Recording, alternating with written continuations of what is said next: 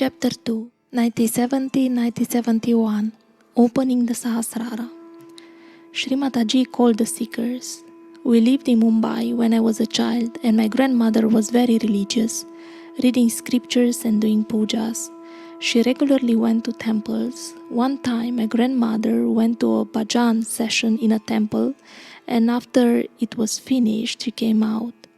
A lady who was in fact Shri Mataji drew up in a car and introduced herself and said they had met in past lives and she was going to start something and would my grandmother be interested? Shri Mataji gave her family background and Sirsipi's job so as to reassure anyone at our home that it was all right to go to someone's house. A few other people had also been told in this way that Shri Mataji was trying to get the seekers together before the opening of the Sahasrara.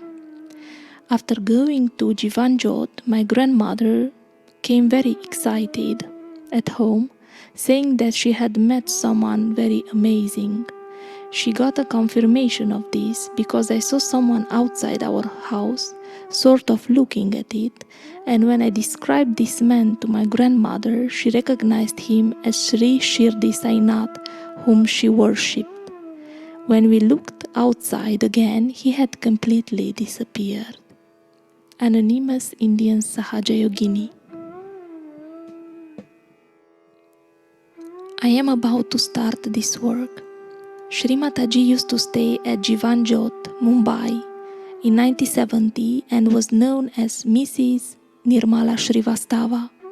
I asked some girls where Mrs. Srivastava stayed and went up. "Are you looking for me?" Shri Mataji said as she opened the door. She held me by the hand and took me inside very politely and asked me to sit down. "Where are you coming from?" she asked me. "I am from Dhulia and I have heard your name and came looking for you." "Who have you been worshipping that your vibrations are so nice?" Shri Mataji asked. "Ambaji," I said. "So today Ambaji has come to you. Here I am in front of you. I am about to start this work and right now I am waiting for my daughter Kalpana to have her baby. Once I am through with that, I will call you. Please leave your name and address before you go, and within a month I shall call you. Raul Bai."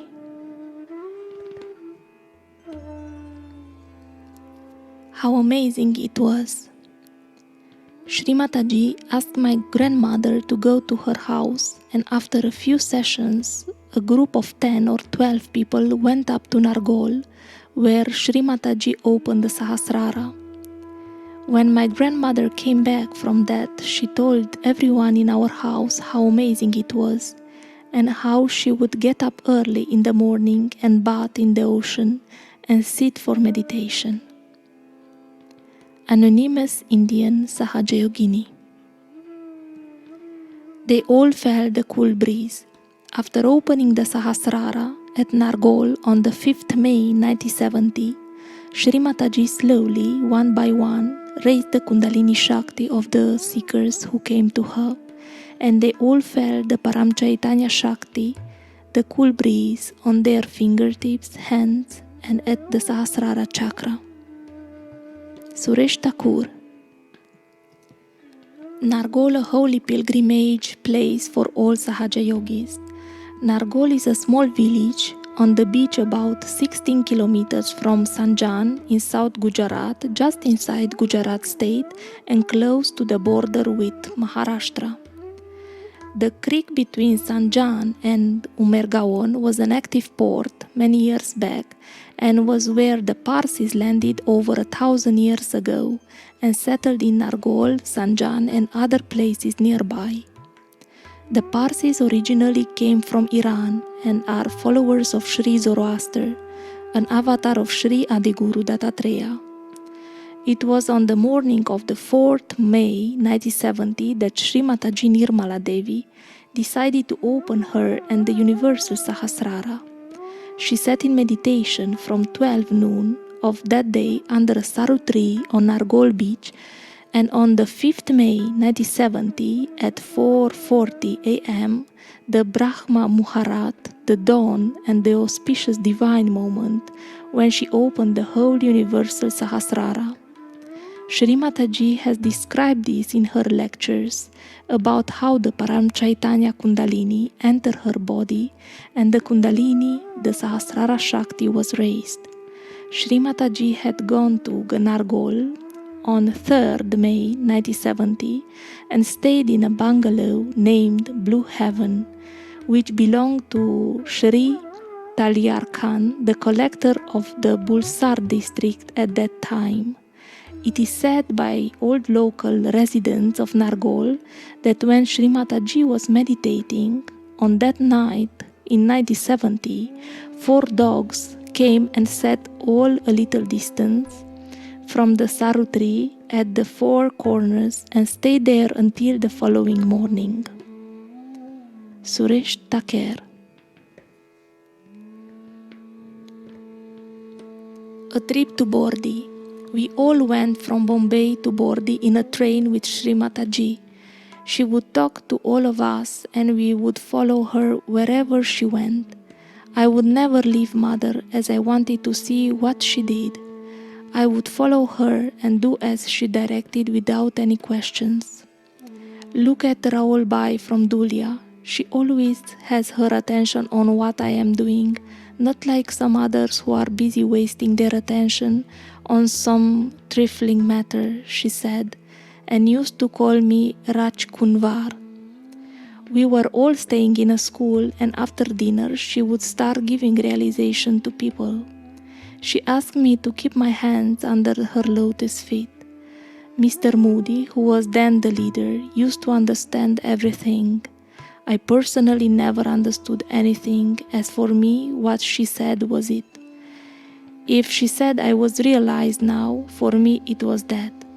She worked on my back like this, the rising of the Kundalini. Then Mother looked very lovingly and sang a beautiful song, Par Brahma Parameshwar. She sang so beautifully. That face was so joyous, so loving and so happy. And like this she gave realization to 4 or 5 people until midnight. The next day she sat alone and called each one individually to give them self-realization. Raul Bai. You are fortunate that you saw me. Raul Bai, I want you to come to my house tomorrow. All of you who felt vibrations must meditate every morning and evening so as to go deep and feel them. I used to stay with my daughter in 1-room apartment, and at around 4 in the morning I wake up and I was surprised to see Mataji in front of me in the same position as when she gave self-realization in Bordi. Do you get thoughts by putting attention on me? She asked when the next day I met Shri Mataji. No, I said. Mataji told me that I had attained my thoughtless state. What did you see in the morning? Mother, I saw you in a meditating pose. For all the people to whom I gave self-realization yesterday, I was meditating in the morning for them. As you all are new and do not understand, you are fortunate that you saw me. Raul Bai. Persepolis. It concerned the 2500th anniversary of the Achaemenid dynasty. I was talking to Shri Mataji and happened to mention to her that I was there in May 1971, at the same time as her brother Baba Mama took her there as a part of her visit to Tehran, where he worked as accountant for Air India. She immediately remembered the event clearly when she was talking to a group of archaeologists at the wooden workshop where the throne room had been located, walking around, identifying the features. There was this throne of Indra who had incarnated as King Cyrus, one of the most revered figures of the ancient world. Later, the scientists confirmed Shri Mataji's indications, as incredible but factual according to their research. Persepolis overlooked the plain on which at that time a collection of huge tents were assembled for the celebrant heads of state. John Henshaw. Shri Mataji praised our every attempt. This was on my first visit to Shri Mataji's flat in a PMC Road, Mumbai, in July 1971. A week or so earlier, while in Udaipur, Rajasthan, where I was studying, a friend mentioned that he knew of someone who did healing through meditation.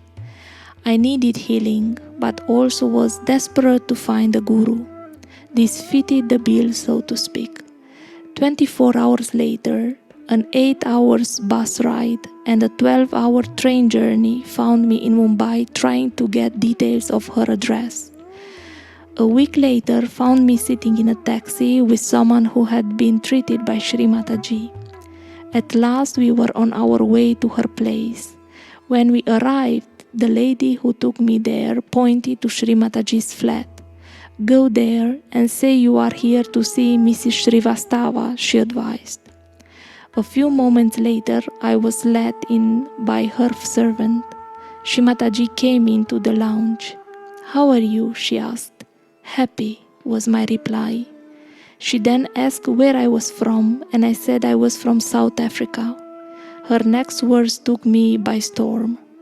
"I will give you my powers, and you can go back there and do my work," she said. I sat there gaping, me a broken down, better seeker. Not possible. This must some sort of a joke.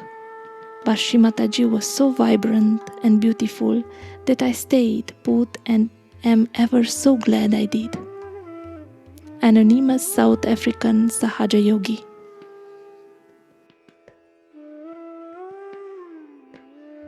From ignorance to bliss. In around October 1971, Shri Mataji was working on my back with her feet, and I asked what she was doing. Shri Mataji said she was straightening out my kundalini.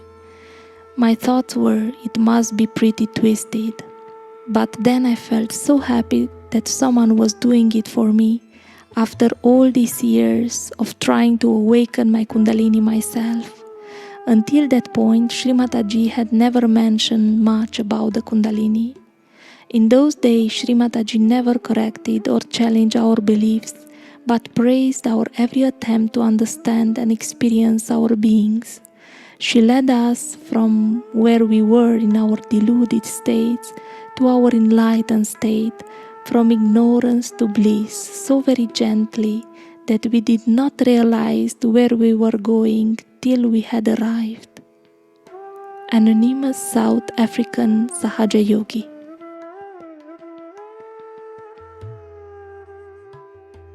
The first public programs. It was around November 1971 that the first public program was organized at Kavasji Jehangir Hall in Mumbai, and Shri Mataji gave a lecture and gave realization to a few seekers. Shri Mataji established first weekly meditation center in 1971 at Gita Bhavan on the third floor of the Bharatiya Vidya Bhavan, Chopati, Mumbai, every Thursday at 6:30 p.m. Shri Mataji would be there personally whenever she was in Mumbai. How well she used to take care of us all at Bharatiya Vidya Bhavan Center. Suresh Thaker.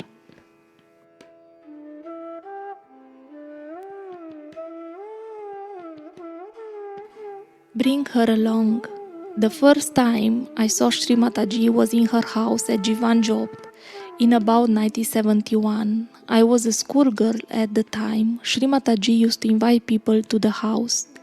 My mother went to see Shri Mataji quite a few times before I was taken. I used to wonder where she was going. One day she took a photo of me to Shri Mataji. "Bring her along," Shri Mataji said. I didn't know where I was going, but I was told by my mother that I was going to see somebody, and I had to be quiet. when she spoke, because my mom had nothing important to discuss, and if I was quiet, I could be taken again. As soon as we, that is my mother, sisters, and I got there, we were greeted by little dogs at the door. Apparently they recognized Yogis, and their bark was completely different then. If a seeker knocked, they knew. We were led in a little room at the side, and Shri Mataji came in the evening. Immediately she saw us kids. She called and asked the cook to go and get something to eat for the children. We were admiring a little carved coffee table, painted white, that was there, and it had been designed by Shri Mataji. The cook brought in chips and occupied us throughout, so we didn't disturb the talk, and obviously Shri Mataji was working on us through our nabis. We always wanting to go back after that. Shri Mataji was forcing us to eat the chips. We would just eat one or two, but she would encourage us to eat them all and said they were for us. If people arrived and Shri Mataji was in a deep meditation, on occasions even Sir Sipi would welcome them and make them comfortable until such time as Shri Mataji could see them. Right from the start, Shri Mataji and the Sahaja Yogis had so much support from her family. Anonymous Indian Sahaja Yogini. One would feel her fragrance.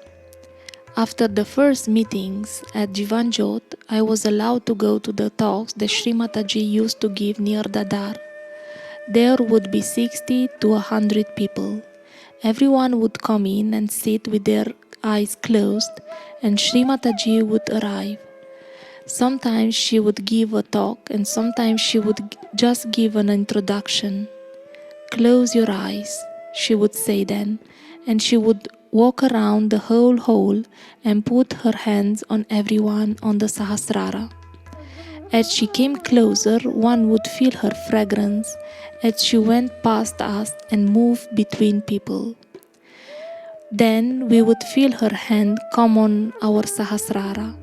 After that, she would call people up. Everyone would queue up and go to her feet. Further on into those programs, Shri Mataji would tell people to check others people's vibrations. Some people would stand around in a semicircle, and as others came up to do namaskar to her feet, the one standing would check and she would say things like, "This one is realized." We were too young for that and just used to offer flowers and garlands to Shri Mataji. She would tell people about the fingers and the chakras, maybe at the formal talks, but I was too small at the time. We would check the vibrations with both hands toward the person, but Shri Mataji would be just in the front of us, and so the attention was through the Sahasrara. She would sometimes touch the person's back or tell the person to sit up with their back to her and work on the chakras at the back with her hands or feet, mostly with her feet. If it was the lower back, she would have her feet on them. One of the experiences was that if someone had a problem or if someone was ill, she would actually show us. The person would have their head on Shri Mataji's feet, and she showed us how the Kundalini was working somewhere on the back. You would see the skin pulsing, and that was the first time we saw a physical manifestation of what we had felt on our fingers.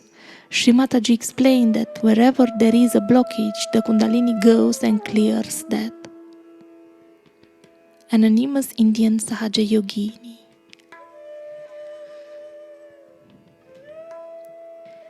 Jump into the ocean. In the early days, going back to July 1971, we did not know who Shri Mataji was, but knew she was great. She allowed us to feel the vibrations coming in at our Sahasrara when she placed her hand on it, and also allowed us to see the golden hue of the vibrations. This lasted until January 1972, then suddenly we stopped seeing the vibrations but continued to feel them. I remember really trying to see them after that but could not and thought I had done something wrong and I was punished. But as time passed, we began to see the reality of it and how gradually Shri Mataji was revealing to us the truth of her advent. Anonymous South African Sahaja Yogi. Back from the dead. In December 1971, I fell sick at my home in Nasik and I sank into a state of deep anemia, my entire body having turned yellow with an astoundingly low hemoglobin count of 5, normal being about 15. I sank into a coma and was rushed by ambulance to a hospital in Mumbai with a recovery chance estimated at hardly 5%. At that time, by divine providence, Shri Mataji Nirmala Devi was in Mumbai and a close relative of ours took my worried children to her for her blessing. When they told Shri Mataji about my plight, she assured them that she would put her attention on me and I would be all right in a few days. After 2 weeks, I was discharged from hospital. 2 weeks later, I went to a checkup and was found to be perfectly normal in a good health, to the amazement of the doctors. I was put on some strong medicines, but Shri Mataji advised me to discard them all. She warned me that my continued intake of these strong medicines would give me a heart attack at a later date. Ignoring Shri Mataji's advice and thinking that out of caution I had to take these medicines, I went on for a while till Shri Mataji sent another warning. I then discontinued the medicines, but it was a bit too late. In 1973, I had a severe heart attack and was rushed to Jeslock Hospital, Mumbai, where I was examined and declared dead, my pulse having totally failed. Shri Mataji was at that time in London. Fortunately, she could be contacted over the telephone. Her attention and her blessing were given to me from London, and I miraculously recovered. My point there is that it is not very necessary for her to be physically present. Her collective attention and vibrations travel like lightning to any distance in a very short time. There was a time I needed 20 or 25 tablets a day for my health. Today, nearly 40 years later, I do not need even a single tablet and enjoy excellent health. B.G. Murthy.